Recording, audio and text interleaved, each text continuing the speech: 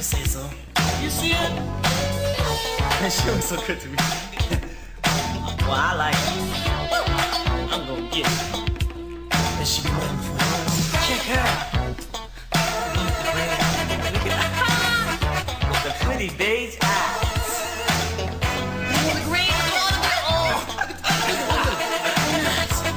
Come on, let's sing about it.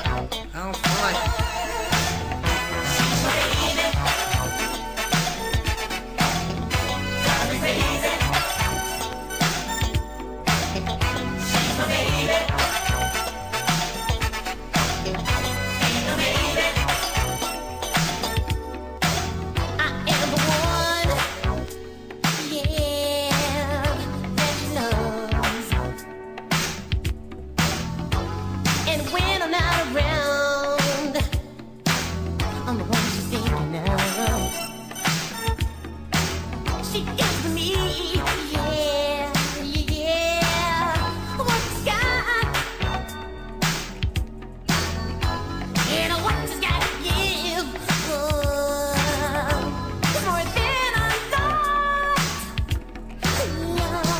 As I said, New Jack fans would know about Kids at Work. Now, how did that come about? And that's one of the questions that people ask about. How did that Kids at Work, the name, and let's just put stuff together?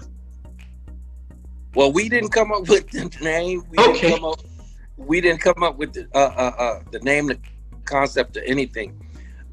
Teddy and I were kids together, so we always was in bands together, coming up.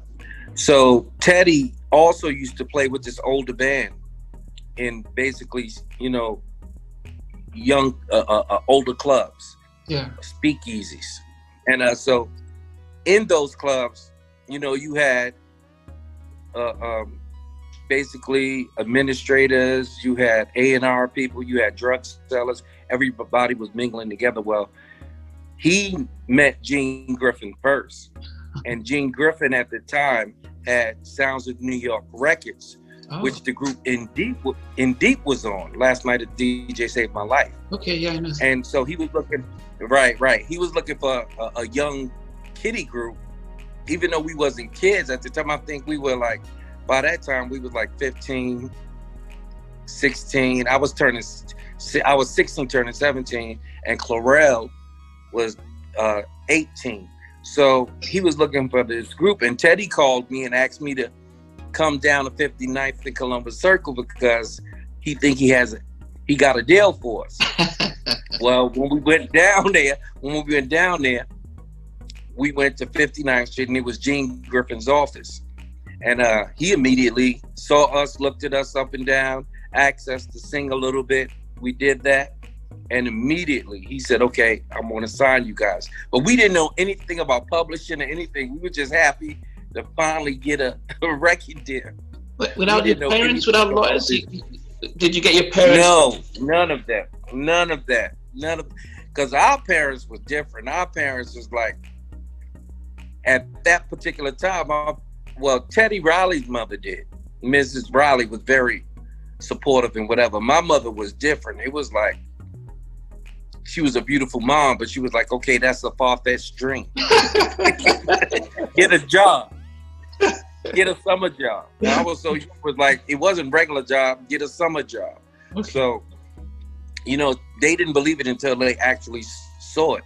And there's so many levels to this business. Like, you can still have a record deal and still be on the cover of a record and still don't own or have no money. So it was that situation. Wow. Now, you jumped a little bit. What the singing parts, how did you, because it's one thing you learned about playing the music, but what about the singing? Did you go for vocal training, or what did you do? Well, with Gene Griffin, we did. Oh, before even though we didn't. Yeah, even though we naturally have raw talent, but Gene gave us, sent us the vocal coaches. We have vocal teachers. We didn't need nobody to tell us how to dance and play. Okay. Because immediately, Teddy, even at such a young age, it was automatic. Teddy basically played keyboards and constructed. I was made to play bass and sing and dance. and Clurel was the lead singer. So even then, it was already, suggested what each of our positions was. And so I was left to having to write all of the lyrics because I just did that anyway. And Teddy was arranger, keyboard player, co-producer, and Clurel was co-producer and singer, lead singer. Okay, so you've just pretty much said you're writing lyrics. Now, how does that come about? Did you go to school for that? Because we can't all write songs. How did you learn that? By just loving, even though I came from the rough area, when I would have alone time, I would read books like Edgar Allan Poe. I would read books like the Lansbury. I would read books like, I love poetry. I love words that can play off each other. I've always done that. So it came real easy to me to write. It's a gift. It just was easy for me to just write real quick and from my heart. I just, connected to, okay, if I feel this way, whatever I'm feeling, I was able to relate it on paper. So, I guess that complements, because you talk about Teddy being really gifted with the keyboards and arrangements. Did the songs, the lyrics come first, or how did you guys collaborate when you were doing the Kids at Work album? Well, Kids at Work, lyrics came first. Okay. Because I literally had 3 to 4 weeks to write it. An album. Yeah, it was crazy. It was like young kids, but the pressure was put on us immediately. So because we were trying to get Gene at the time, not we, but Gene at the time was his label, was getting a distribution deal through Sony. Okay. And so Sony, they wanted to be ready Gene wanted us to be ready when whatever major label came, he wanted us to be ready and already have the songs and stuff in the can. Wow. So we immediately went at it. So we had like 3 to 4 weeks to really write the song. And in Kids at Work case, lyrics came first. Teddy heard it. Teddy put the music to it. I put the bass lines on songs because I wrote a lot of lyrics by playing my bass at the time because I couldn't play keyboards then. Okay. So, and then we rehearsed, translated it to Clurel. Clurel picked it up, and the song was made. Wow. And so you guys, the studio, what about the studio? As young kids, had you been in studios? Did you know how to do the recording, that whole process? No, well, we didn't executive produce the first Kids at Work record. Orville Gilchrist, from an older group that Gene had. We was pissed. We was, because we wanted to, we thought we was gonna produce ourselves and play, but that wasn't the case. But did you guys have the ability to do that though? Did you know how to work the studios and do that production side at that stage? No, Teddy had a little bit of that because we was going in the new phase then. We was going in a new era then, but we collectively really didn't know. We were young. We really didn't know. We thought we did, but we learned a lot from Orville Gilchrist, even though we were upset that we didn't have a bigger part in the producing. Yeah. We learned a lot from how, the 24 track, the 48 track board, how to, the knobs, the EQ, all of that work. So, and that laid the foundation, that experience, I know that the album didn't do as well as you expected and stuff. What was the... It didn't do well at all. Well, New Edition out at that time. Yeah, well, New Edition, matter of fact, locally we were popular. Okay. Because we performed in Roxbury, Boston.